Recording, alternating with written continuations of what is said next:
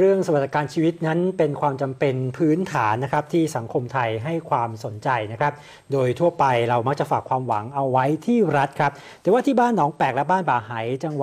วัดอุบลราชธานีครับกลุ่มคนไร้สัญชาติที่นั่นได้ร่วมกันจัดการสวัสดิการของชุมชนนะครับโดยตั้งกลุ่มออมทรัพย์ขึ้นเพื่อช่วยกันดูแลความเป็นอยู่นะครับของคนใน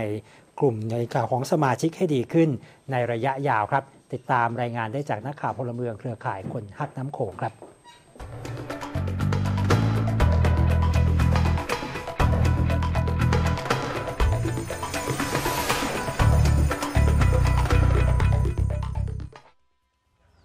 บ้านหนองแปกอำเภอบุญทลิกและบ้านบาไหอำเภอโขงเจียมจังหวัดอุบลราชธานี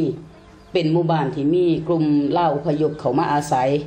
และบ่ได้มีสวัสดิการใดๆมารองรับในปี 2552 พวกเขาได้ร่วมกลุ่มในนามเครือข่ายชุมชนคนหักน้ำของขึ้นเพื่อที่จะได้ช่วยกันดูแลและติดตามการแก้ไขปัญหาสถานะบุคคลที่ดินปกป้องทรัพยากรแม่น้ำโขงและพัฒนาคุณภาพชีวิตให้ดีขึ้นเมื่อนี้พวกเขาได้แนมเห็นความสำคัญของสวัสดิการในการช่วยเหลือดูแลกันในระยะยาวโดยนำร่องกลุ่มออมทรัพย์และจัดสวัสดิการเพื่อดูแลความเป็นอยู่ของสมาชิกให้ดีขึ้นอย่างหนึ่งอยู่เขาตั้งกลุ่มออมทรัพย์ขึ้นมาบ่แม่นหยังดอกคือพอได้แก้ไขซอยพี่น้องเฮาสมมติว่ามันบ่มีตกทุกข์ได้ยากมาเฮาก็ต้องได้เอาเงินออมทรัพย์ที่เฮาร่วมกันไว้มาใช้ซอยกันเบิ่งแย่งกันทุกเดือนจะมีการประชุมหารือเพื่อติดตามการแก้ไขปัญหาและหาแนวทางร่วมกันโดยมีสวัสดิการเกิดแก่เจ็บตายให้กับสมาชิกที่ร่วมใจจะเก็บออมวันละ1 บาทรวมถึงสวัสดิการการดูแลเรื่องการตายซึ่งจะเก็บทุกครั้งที่มีการเสียชีวิตโดยเก็บเงินจากสมาชิกคนละ5 บาทเพื่อมอบให้แก่ญาติผู้เสียชีวิตคือรวมกลุ่มขึ้นมาจังซี่ก็คือเกิดจังซี่ก็คุยกันว่าคันเกิดนี่เขาก็สิผูกแขนให้เป็นปัจจัยผู้ละ500ถ้าแม่นอนโรงพยาบาลก็สิให้คือละ50 บาทจังซี่มันก็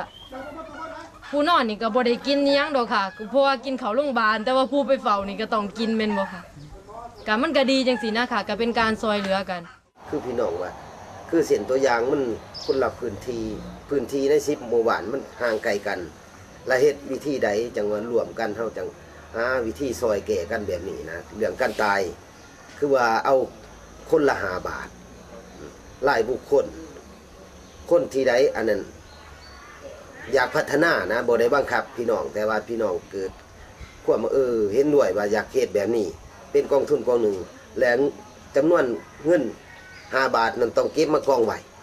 และให้เปิดบัญชีกลางไว้